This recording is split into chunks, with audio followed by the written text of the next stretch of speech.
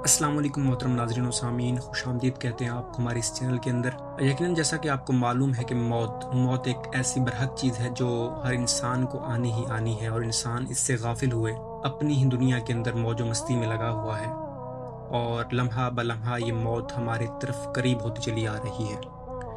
اس بارے میں حضرت سیدنا یزید بن میسرہ رحمۃ اللہ علیہ فرماتے ہیں، ہم سے پہلی امتوں میں ایک شخص تھا جس نے بہت زیادہ مال جمع کیا ہوا تھا، اور اس کی اولاد بھی کافی تھی۔ طرح طرح کی نعمتیں اسے میسر تھیں، کثیر مال ہونے کے باوجود وہ انتہائی کنجوس تھا، اللہ عز و جل کی راہ میں کچھ بھی خرچ نہ کرتا تھا، ہر وقت اسی کوشش میں رہتا کہ کسی طرح میری دولت میں اضافہ ہو جائے، اس میں بڑھوتری ہو جائے، اس میں اضافہ تر اضافہ ہوتا چلا جائے۔ جب وہ بہت زیادہ مال جمع کر چکا تو اپنے آپ سے کہنے لگا، اب تو میں خوب عیش و عشرت کی زندگی گزاروں گا۔ چنانچہ وہ اپنے اہل و عیال کے ساتھ خوب عیش و عشرت سے رہنے لگا۔ بہت سے خدام ہر وقت ہاتھ باندھے اس کے حکم کے منتظر رہتے، الغرض وہ ان دنیاوی آسائشوں میں ایسا مگن ہوا کہ اپنی موت کو بالکل ہی بھول گیا۔ ایک دن ملک الموت حضرت سیدنا عزرائیل علیہ السلام ایک فقیر کی صورت میں اس کے گھر آئے اور دروازہ کھٹکھٹایا۔ غلام فوراً دروازے کی طرف دوڑے، اور جیسے ہی دروازہ کھولا تو سامنے ایک فقیر کو پایا۔ اس سے پوچھا، تو یہاں کس لیے آیا ہے؟ ملک الموت علیہ السلام نے جواب دیا، جاؤ اپنے مالک کو باہر بھیجو، مجھے اسی سے کام ہے۔ خادموں نے جھوٹ بولتے ہوئے کہا، وہ تو تیرے ہی جیسے کسی فقیر کی مدد کرنے باہر گئے ہیں۔ حضرت سیدنا ملک الموت یہ سن کر وہاں سے چلے گئے۔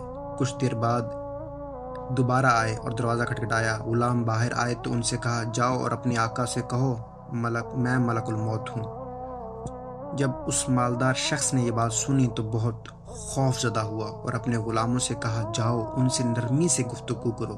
خدام باہر آئے اور حضرت سیدنا ملک الموت علیہ السلام سے کہنے لگے، آپ ہمارے آقا کے بدلے کسی اور کی روح قبض کر لیں اور انہیں چھوڑ دیں، اللہ عز و جل آپ کو برکتیں عطا فرمائے۔ حضرت سیدنا ملک الموت علیہ السلام نے فرمایا، ایسا ہرگز نہیں ہو سکتا۔ پھر ملک الموت علیہ السلام اندر تشریف لے گئے اور اس مالدار شخص سے کہا، تجھے جو وصیت کرنی ہے کر لے، میں تیری روح قبض کیے بغیر یہاں سے نہیں جاؤں گا۔ یہ سن کر سب گھر والے چیخ اٹھے اور رونا دھونا شروع کر دیا۔ اس شخص نے اپنے گھر والوں اور غلاموں سے کہا، سونے چاندی سے بھرے ہوئے صندوق اور تابوت کھول دو اور میری تمام دولت میرے سامنے لے آؤ۔ فوراً حکم کی تعمیل کی گئی اور سارا خزانہ ان کے قدموں میں لا کر ڈھیر کر دیا گیا۔ وہ شخص سونے چاندی کے ڈھیر کے پاس آیا اور کہنے لگا، اے ذلیل و بدترین مال، تجھ پر لعنت ہو، تو نے ہی مجھے پروردگار کے ذکر سے غافل رکھا، تو نے ہی مجھے آخرت کی تیاری سے روکے رکھا۔